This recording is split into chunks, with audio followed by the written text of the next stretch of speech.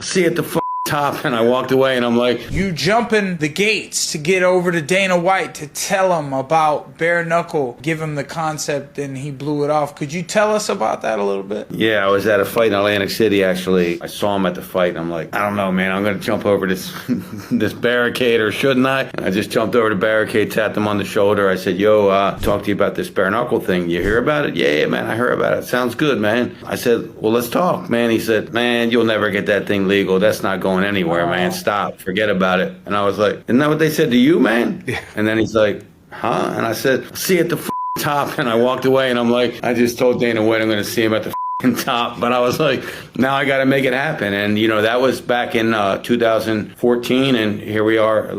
I've been looking for this full interview with David Feldman for the last 2 days. I couldn't find it. But with bkfc 82 just around the corner next month on the 4th, you know, I feel the early 2000s vibe with bkfc. I definitely see that they do have an opportunity. Not to take over the UFC, that is not my point here, but they can definitely build bare knuckle fighting into a major sport.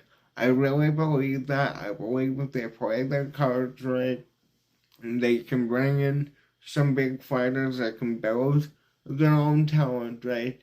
And Mike Perry already, you look at his career trajectory after leaving the UFC, he will be nowhere near the star he is over there than if he stayed in the UFC, right?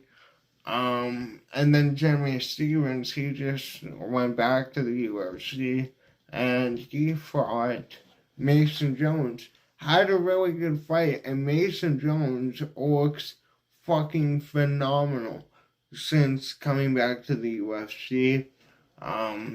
Stevens also, I believe, is 3-0 in bkfc, right? But they definitely have something over there, and I don't know, man. It gives me the same vibe I had when I got into the UFC. But let me know, what do you think about this quote from Feldman? What do you think about the rise of bkfc? Are you with it? Are you against it? Let me know.